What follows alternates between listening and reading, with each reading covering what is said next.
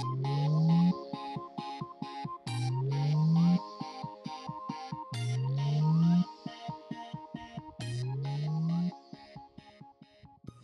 Everyone, स्वागत है आप सभी का मेरे यूट्यूब चैनल द इकोमैन में। और जैसा कि आप स्क्रीन पे देख ही रहे हैं, आज हम सीखेंगे रिगर्जिटेशन के बारे में कि हम कैसे इजीली आइडेंटिफाई कर सकते हैं कि रिगर्जिटेशन कौन सा रिगर्जिटेशन है, कैसे हम देखते हैं कौन सा फ्लो होता है, जेट एरिया। एंड फर्स्टली हमारा मेन फोकस रहेगा कि हम रिगर्जिटेशन को पहचानते कैसे हैं, कैसे दिखता कैसा regurgitation. So let's make the easiest way to learn echocardiography.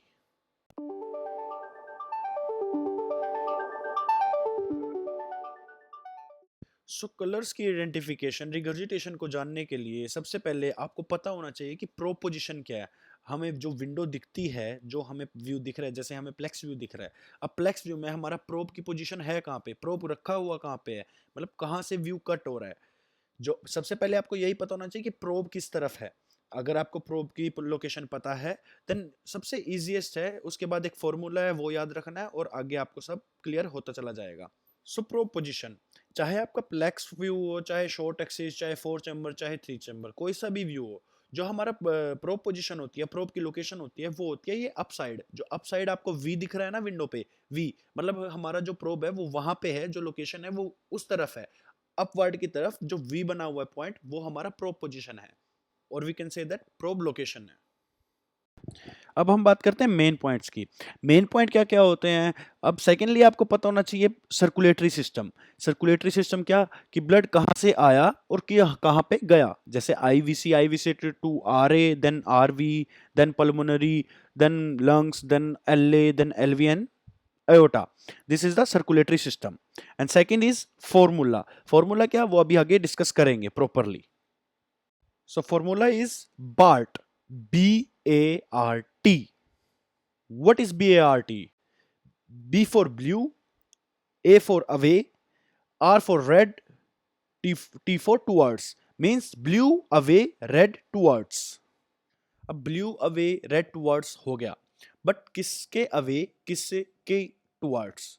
अब मेन ये चीज पे फोकस करना है कि टुवर्ड्स किसकी तरफ, अवे किससे away.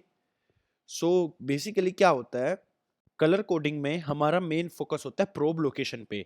So towards the probe या अवे टू द प्रोब।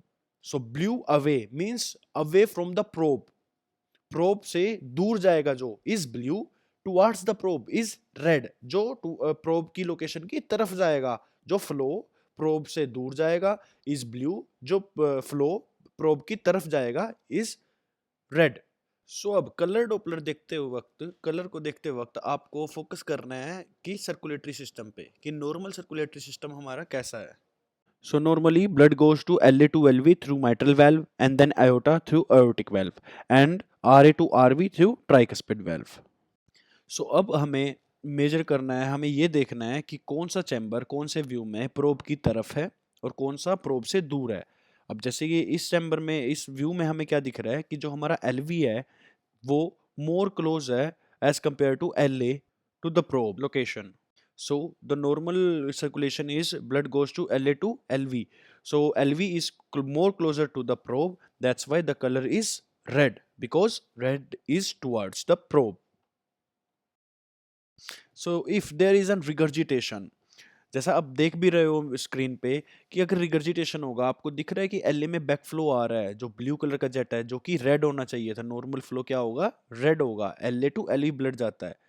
ऐसे ही 4 चैम्बर में आप देख सकते हो, हर व्यू का अपना अलग मोटिव होता है, अलग ही सस्पेक्ट होता है।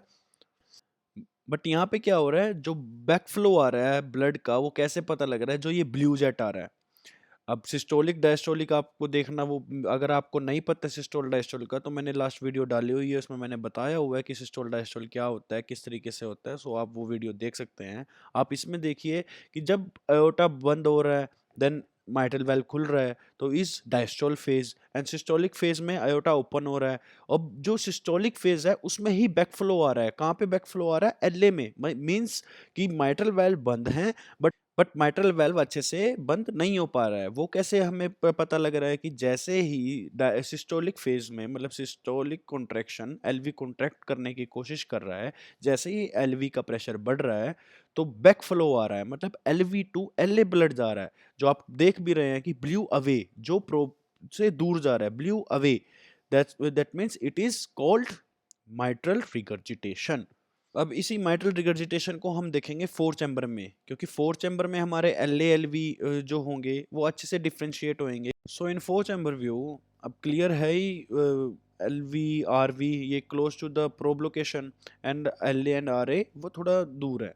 So blood normally blood goes to LA to LV, RA to RV, because normally blood की मूवमेंट टुवर्ड्स द प्रोब होएगी, LA to LV, RA to RV।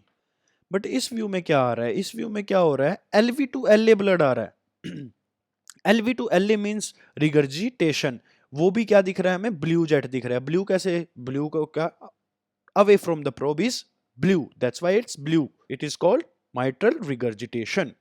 एक बार देख लीजिए, आइडेंटिफाई कर लीजिए माइट्रल रिगर्जिटेशन जेट कैसा होता है। MR jet, this is MR jet. अब same as in TR jet, tricuspid regurgitation भी सेम ऐसे ही होगा, सेम जेट आपको दिखेगा। अब हम आगे डिस्कस करेंगे ट्राइकस्पिड रिगर्जिटेशन, सब कुछ सेम होगा, वो ये RA टू RV ब्लड जाएगा। सो अब RA टू RV ब्लड जाएगा तो वो हमें रेड दिखना चाहिए, क्यों, टुवर्ड्स द प्रोब होना चाहिए, लेकिन हमें यहाँ पे क्या दिख रहा है, वही ब्लू जेट दिख रहा है। Blue jet means away from the probe, away from the probe मतलब RV to RA, that means it is called regurgitation. Which regurgitation, tricuspid regurgitation, because it is on right side. Clear. So एक बार identify कर लो अच्छे से TR jet को भी, कैसा दिखता है, किस तरीके से मूवमेंट होती है, ये कि फ्लो कैसा भी हो सकता है वैसे तो, लेकिन बेसिकली फोकस क्या रखना है आपको, ब्लू जेट। एंड जरूरी नहीं है कि रिगर्जिटेशन का जेट होगा वो ब्लू ही होगा, वो डिपेंड करता है आपके व्यू पे। मैंने स्टार्टिंग में ही आपको बता दिया था, ये डिपेंड करता है प्रोब लोकेशन पे, आपको फोकस सिर्फ इस चीज पे, towards the probe is red, away from the probe is blue. अब आगे हमारे बचते हैं एओर्टिक रिगर्जिटेशन और पल्मोनरी रिगर्जिटेशन, वो मैं नेक्स्ट वीडियो अपनी डाल दूंगा, उसमें आप देख लेना, उसमें नेक्स्ट वीडियो में हम डिस्कस करेंगे एओर्टिक रिगर्जिटेशन। सो इस वीडियो में इतना ही, thank you so much. And guys अगर अच्छी लगी हो वीडियो तो प्लीज़ लाइक एंड सब्सक्राइब ज़रूर करना और फॉलो भी ज़रूर करना।